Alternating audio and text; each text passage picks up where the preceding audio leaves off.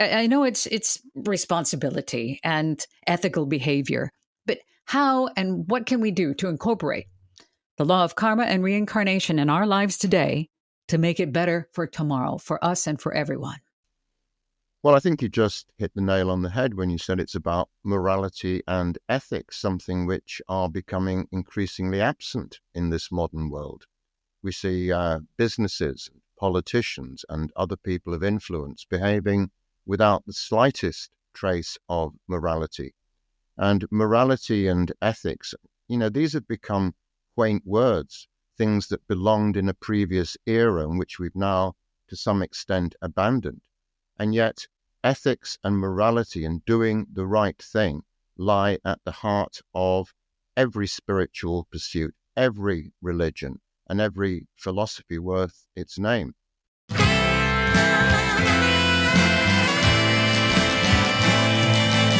Welcome, everyone, to episode 4 of That Death Show.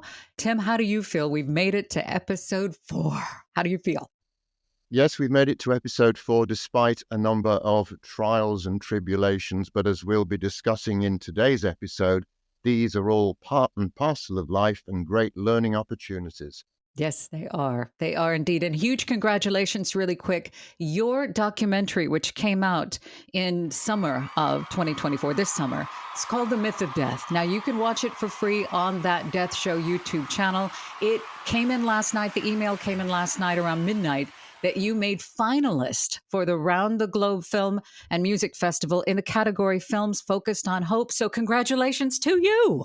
Well, thank you very much indeed. And I hope more people watch the film because it has proved to be useful and people have found it comforting in a strange sort of way. That was one of the purposes of it, of course, to make it comforting and to take the fear out of death. This is the most important thing, of course. And that's our goal here on That Death Show, is to help offer comfort and hope and ease. And it's natural, it's normal, it's beautiful, it's sacred. Death is nothing to be afraid of. So our topic today, we're going to be covering rebirth, reincarnation, and the ultimate law of karma. Now, Tim, whenever I do say to people that I look forward to death, it is not well received. I still get stared at. But remember, the reason I say that is because it's natural, it's normal, it's an absolute. It is the most sacred of times. And through understanding death, we can learn the meaning of life. And also, we want to say here on That Death Show, you don't have to have a near-death experience. You don't have to have one to access the wisdom that is gained there. So thank you for being with us here on That Death Show. Last week, we talked about planning our lives, planning our birth and what we would go through, our bodies and our locations, and picking our parents. And today we go into the golden rule.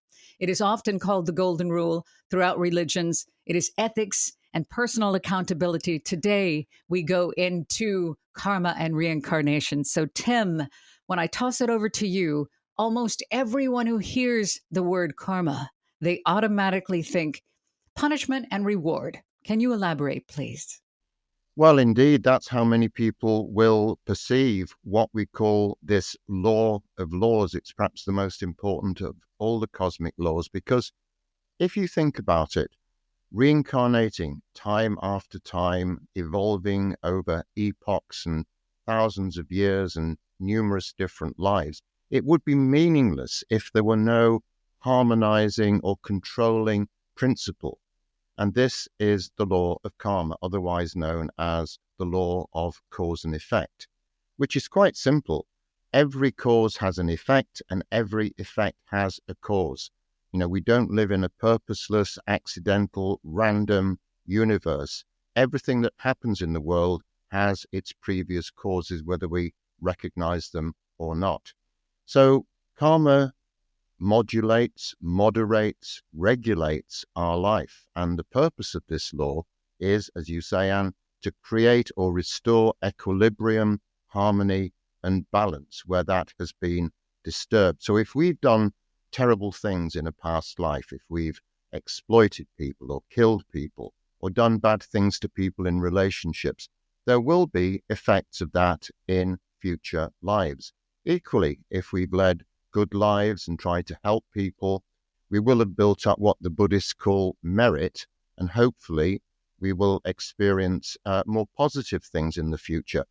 But although the law of karma is very simple in its objectives, its workings can be very, very mysterious, and we can't always apply human logic to exactly what happens. We have to accept that there are mysterious parts of this process we don't understand yet. Well, karma meaning it's a Sanskrit term that actually means what action or deed, period. That's it. And there isn't, when we say the ultimate immutable law, whether you believe in it or not, it is an absolute fact. And I often say that there would be no need for law enforcement if we truly understood this law. I am baffled at how much self analysis I'm going through to try to do right, not only to reap what I sow if it's good, but to make sure that it's good for the benefit of all beings. How is my behavior here on planet Earth? And many people, when they go through a difficult time, Tim, they will say, and if we watch the news, all we have to do is turn on the news right now. There will be many stories where people will say, but that's not fair. What happened there was absolutely not fair. How could you possibly justify that? We touched on this in the past. Can you elaborate on horrors that happen to young people, or things that you think you might even think that they're unfair? Why do those happen? Well, people perceive them as unfair because they don't understand the full context in which they appear. What people have to understand is it's not just our actions, and as you say, the word karma comes from kri, the Sanskrit word for action or doing. It also comes from our thoughts and our emotions and other things as well. So these also have a ripple effect in the universe and come back to us at some point in the future. What karma means is you might get away with some terrible crime in this life, but you never get away with it in cosmic terms, because whatever you've done will come back to haunt you. There will be repercussions of everything that we do. And this is what it's necessary for people to understand. So if bad things happen to people, unless people know what their past lives are, then there is no way that they can put them into any kind of context. Of course, karma may play out in a current life. We may do something at some point and there are repercussions. We may rob a bank and then get sent to jail for 10 years. So that's an instant form of karma. But most karma plays out over a longer period of time. I believe that motive is everything. I think that, thank you for that, by the way. I think it is our intention behind what we do and how the karma plays out. For example, being a soldier in a war that is not your own fight, you're out there murdering people, but it is not your intention to go murder those people. I would imagine the immutable law will factor that in.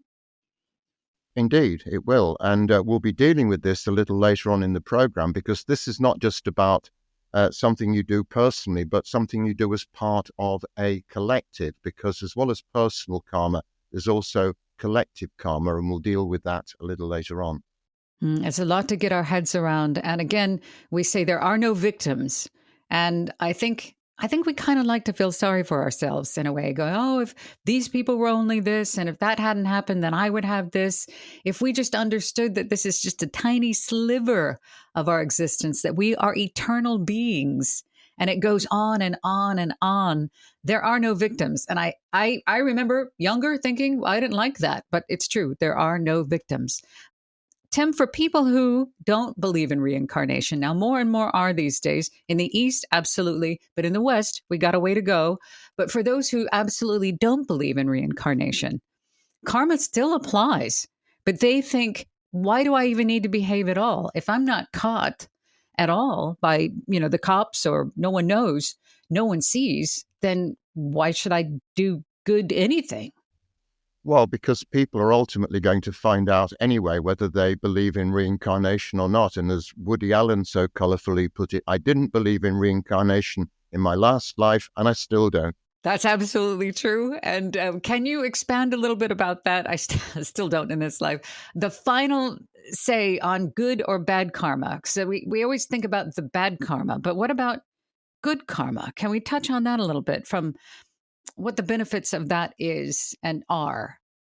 Well, I think one of the important things, Anne, is to say that there is no such thing as good karma or bad karma. It simply depends upon the context. For example, if you're born into a miserable life, all your relationships go wrong, you never have any money, you're always getting fired from the job, you become homeless, and all sorts of other horrible things happen to you despite your best intentions, then that actually might be something beneficial for you, because in a past life you might have had one of lazy, idle luxury in which you didn't have to lift a finger and all privilege and position and power flowed effortlessly to you. So in this life, you need to compensate in some way, because one of the purposes of reincarnation is so the soul can experience life in all its horror and hope, all its glory and goriness and everything. We have to experience the extremes and the contrasts. So if you're born into a miserable existence, it might be a necessary compensatory incarnation for you in order to help your soul's growth. It's said that most of our incarnations are not easy. Only the odd one proves to be a fairly easy ride for us. Most of them are a challenge. I got an email not long ago from a fellow that was trying to talk me into this Kundalini exercise, so therefore I could earn from the masters not to have to reincarnate again. I thought, well, that's interesting. How much did And that there's cost? also nearby. $200. I thought, wow, I said, that's a great product to have. And I think if we asked the masses, those who are listening right now or viewing, I think most people would say, if that, I'm definitely not going to come back. I do not want to come back. But I personally know that I think I'm supposed to keep coming back because it's for the benefit of all. And there's more growth and there's so much suffering. And I'm not going to leave until everybody's done. That's what I think I'd like to do. I think, but there are many nights that I lay there going, maybe, I can see it is difficult. It's really difficult. It's a hellish place. And in the teachings, it is called here on earth, it is called Mialba, which any man inhabited planet is known as a hell, because there are greater sufferings here than any Hollywood movie could ever describe. And so there's also these classes, I think it's in Totnes, that they offer. If you take this workshop, you can erase 5,000 years of bad karma. What do you think about that? It's like 100 pounds or something like that. Well, I don't think we can say on the airwaves precisely how I might describe this in a private conversation, but I think it's absolutely nonsensical to have a reincarnation immunity certificate of some kind, which you can present to St. Peter at the gates saying, look, mate, I'm staying here. I'm not coming back again. Can we, though? Isn't there, I know there's the selfish Buddhas, and we can get into that, which I found a very fascinating topic, where people choose to actually go to enlightenment and sit there. But this is after many, an unfathomable amount of time once you have earned that. But is there any way we can choose to say, look, I'm not ready to go yet. I would like to stay here and rest for a while. I don't know if I'm ready for another Earth round. Is it possible to put off reincarnation? I think to some extent, incarnation happens when it's appropriate, when the right circumstances are appropriate. And that has to be in an environment, an epoch, a different place to the ones we've been in before. It has to be the appropriate circumstances, and also the opportunity of meeting certain key people, members of our own soul group. So this is all incredibly complex stuff. You do hear stories, particularly associated with near-death experiences, where people are reluctant to reincarnate. We know this from past life regressions, but inner forces say, look, you can't stay here forever. It's not a permanent holiday camp. You have to get down there into the penitentiary prison planet and progress on your journey. You haven't got any choice about this. You have to go on. They do mention how difficult it is returning into the very heavy, two-dimensional, thick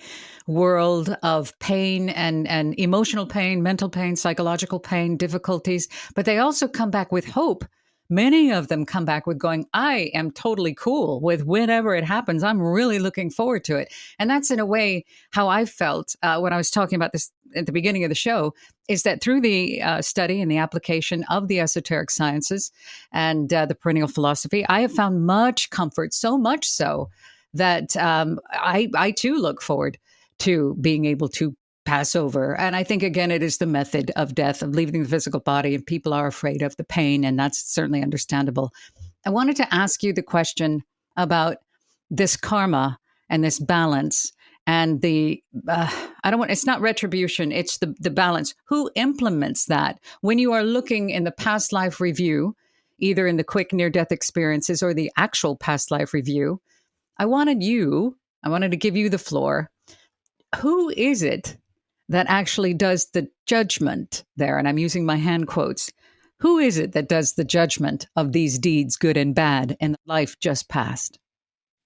Well, there are a number of different versions of this, but in certain esoteric traditions, there are a group of people called the Lords of Karma, who are extremely elevated planetary beings, non-physical beings, and they oversee this process. They're sometimes called in the Hindu literature Lipika, and they are the scribes, like the divine bureaucrats who record all this stuff that we say and do and think in some sort of indelible record, which people sometimes describe as the Akashic records. Now, these beings are extremely mysterious, but they're said to control the overall process. However, it's not something being imposed upon us, because the more we progress down this route, the more we evolve, the more we ourselves can play an active part in this process. So that if we are aware that there is this immutable law of laws, karma, we learn to start being aware of what we do and what we say and what we think. And by doing that, it's a creative process, because we are, to some extent, starting to shape our future lives, or at least we're ensuring that we don't need to get some of the bad stuff that we accrued in this and other lives by stuff that we did in previous incarnations. So we can learn to be a bit smarter about all this. And that's where my understanding is. Now, again, I always clarify, I do not know hardly anything. I am always asking questions, and I have more questions at the end of these than I do answers. But I believe, in my understanding, that it is our own self that will look at our deeds and our behavior, and we will be able to see from another point of view, an elevated point of view or a enlightened point of view. We'll be able to see, because we can see from all sides. We will understand with much mortification what if it was negative, the selfishness, the greediness, the ignorance, the hatred that we thrived in when we were here. And we will be the ones that are the final judge for ourselves. And that doesn't mean our earthly self and our earthly ego. This means the higher self, if you will. What are your thoughts on that? Yeah, it's the soul which is the judgment, because the soul doesn't bear necessarily much resemblance to the temporary personality and body that we occupy for a few decades in any one life. Very often, the requirements of the higher self or the soul are completely at odds with those of the lower personality, the lower self, which is all driven by personal needs and desires, etc., etc. And sometimes this is so much the case that people are literally at war with themselves. The higher self and the lower self are in permanent conflict, and this can cause extreme damage to people. So somehow, however we do it, we need to start making connections between that lower self and its higher counterpart. I've said before to people when I'm talking and sharing my journey that it is up to us to overcome our lower self. And to me, the voice of the lower self is that of the vices. So anger, pride, lust, and all that. And then the higher self would be the one that sounds like patience, understanding, love, charity, compassion, and all that. How can we take the information that we're listening to here about karma and reincarnation? How can we try to set things right, turn this Titanic around? If we're listening and we want to do better, how would you advise that people take this information and put it into daily life in today, in this very day, here in November 2024? Well, all religions talk about these virtues and vices, don't they, without exception. But people are turning more away from religions because they don't trust them. So what we need here is a new form of personal spirituality, and that means responsibility. One of the first things you have to do when you go on any spiritual path is to take responsibility for your actions and your words and all the rest of it. And this is how people can apply it. Just think before you say something, because words and thoughts are things, and they can wound, and they can have lingering effects on people. And so we need to be very aware of this. We might think words are trivial. We might say something in anger, as we all do. But we have to remember that that is sending echoes out into the cosmos, and those echoes are going to come back and haunt us one day. So we have to be extremely aware of these things and start to control them as much as we can. And that includes our lower chattering minds. And this is extremely difficult to do. We can aspire to it, but it takes a lot of effort to achieve even a small reconciliation between the higher self and the lower self for most people. And most people can't, frankly, be bothered to put the effort in. I understand. And there's so much about karma and thought. And again, trying to be good people just on the outside, but on the inside, you're in chaos and you're still hating and you're still loathing. There's work to do. And the work to do is to be done on yourself. Can't control anybody else. You can only control yourself. And that's what we're trying to show you here. And looking at this law of karma and equilibrium, every action has an equal opposite reaction. What about, Tim, the avatars and the teachers that have come full of compassion and love, and they get here to Earth and they are usually tortured and murdered, and we get rid of them? What about that karma? Would they just be not bothered, unperturbed, understanding that's part of the deal? What about that kind of karma? Well, humans' destiny is ultimately to leave the human kingdom and to go to kingdoms beyond that, which we know not too much about, which are very, very esoteric. There is a class of human who reaches a point almost of perfection in which they can leave this mortal coil forever and go on to much better places, but they choose not to. They choose to remain with humanity as long as humanity has these difficulties and problems with its growth and development. The people in the Hindu religion call these people bodhisattvas because they have relinquished paradise or evolution into higher realms in order to help a suffering humanity. I find that so beautiful. And for those of you who are from the Living Theosophy crowd or any of the theosophical channels, The Voice of the Silence, definitely a textbook for the Bodhisattva. And these are all the same teachings, known by many, many different names. We talk about the esoteric meaning of everything here, which we're going to try to share our own understanding. We talk about consciousness, but the most important thing that we're doing here on that death show is helping to eliminate the fear and the mystery that surrounds death. And when we hear the word karma, we think of personal karma, individual karma. But there is far more to it. I wish it was that simple. You did this is what's going to happen. It's not quite so. There is other karma. There's geographical karma and country karma. Tim, can I give you the floor, please, to explain some of that? That's a big thing. Well, it certainly is. When it comes to all classes of karma, be it personal or collective karma, and I'll deal with that in just a moment, there are basically three kinds, aren't there? There's the karma from past lives, which is playing out in our current lives. There's the karma from previous lives, which has yet to play out, because we're told that we only have to deal with karma when we're equipped to do so. It's not there to crush or kill us. So we can only deal with certain things when we've reached a certain point able to do so. And then the third class of karma is the karma that we're building up in this life and which will play out in a future life or lives. You mentioned that we will not be facing any karma that we are not capable of dealing with. So you said as not to be crushed. Before you proceed, could you expand on that? That is a very powerful statement.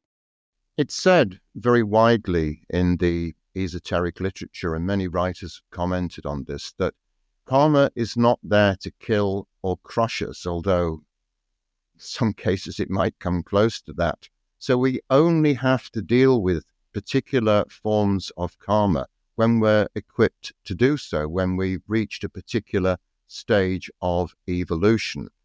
So however difficult and however overwhelming the difficulties we might face, they're not there to destroy us.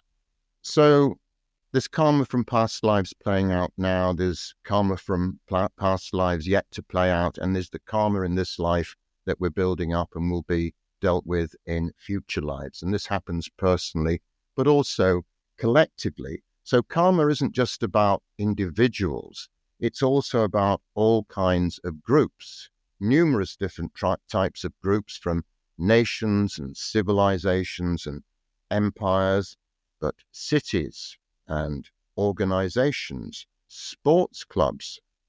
All these things are groupings of people, and even our own soul groups to which everyone belongs. These are also part of collective karma. So what is that collective karma? Well, it's the karma of all the people who've ever been involved in that football club or that political party or that commercial enterprise. Everybody who's been involved in it, that's the collective karma of it. But as with all these things, there's another factor that comes into play here. And that is that all organizations, empires, nations, everything has its own cycle of existence. And sometimes after a period of sophistication and rising to the heights of civilization, inevitably destruction and crumbling comes in. I think we'll be dealing with this probably in future episodes, but nothing stays the same forever. And karma and the cycles which we go through ensure that everything ultimately gets wiped away to be replaced by something else. Beautifully said. That's so true. Nothing does last forever. Even if it's really, really good, it's not going to last forever. If it's really, really, really bad, it's not going to last forever. And yes, we do choose our role. And well, we choose to the best of our ability what we wish our soul to learn while we are here. And that includes, like you mentioned, the sports teams and the organizations and the countries, those interacting with that particular group of karma. So there's layers upon layers upon layers. It's not quite black and white, is it at all? And as we're thinking about the law of karma and reincarnation, for those of you who are listening, there is much proof of reincarnation. They're coming through every day. If you scroll on TikTok, you see these kids coming through and they're talking about, not when you were my mom, when I was your brother and we did this, da da da da. And then they investigate that child's story and it's true. And because of modern technology, there's more and more and more coming through. So how can we use this to our advantage? How can we, if we are curious, you're listening right now, then you must be curious. Tim, what is the ultimate goal, would you say, of understanding and incorporating the law of, I know it's responsibility and ethical behavior, but how and what can we do to incorporate the law of karma and reincarnation in our lives today to make it better for tomorrow, for us and for everyone? Well, I think you just hit the nail on the head when you said it's about morality and ethics, something which are becoming increasingly absent in this modern world. We see businesses, politicians, and other people of influence behaving without the slightest trace of morality.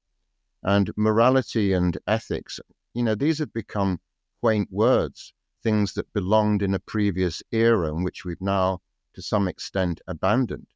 And yet, ethics and morality and doing the right thing lie at the heart of every spiritual pursuit, every religion, and every philosophy worth its name. So the world has to reshape itself morally in some way. Traditionally, that was the role of religions, but I don't think they have a function in this anymore. We need to find another way of making people aware that this morality isn't just something nice and quaint from the past that we've forgotten. It's something that we should enshrine in everything that we do today. And the information that we're sharing here with you, the information that we've studied in these texts, we're happy to share links. It's available for free online. You don't have to follow anybody. You don't have to pay anything.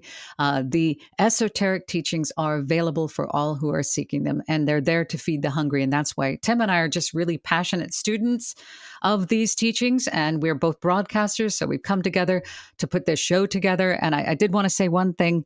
There's also some kind of sometimes people will do the right things hoping to get good things back. That kind of karma, that kind of misuse of karma, you've got to do right things for the right reasons, for unselfish reasons, for the benefit of all beings on our planet, and realizing that we are all part. The great heresy is believing that we are separate from one another. We are not separate. So as you do to others, you do unto me, and you do unto yourself. There's so much there. Tim, thank you so, so much. Next week, we're going to be moving forward with the materialist view of death, which is fascinating. A lot of people believe just this life, that's it. And then oblivion, that's it, nothing else. We're going to touch on the ridiculousness, which, Tim, I don't even get this, why people would want to preserve their brains, to extend this life and immortality. It's like polishing a turd. Excuse me, I do not get that. We're going to touch on that. And we're going to talk about the quest for immortality. That is an age-old thing, but again, a materialist view. Good grief, there's so much there. Thank you so much, Tim, for today. I think we might be finding our feet. What about you? Any final thoughts? Well, I think we probably are beginning to find our feet, and I just hope we do before I die.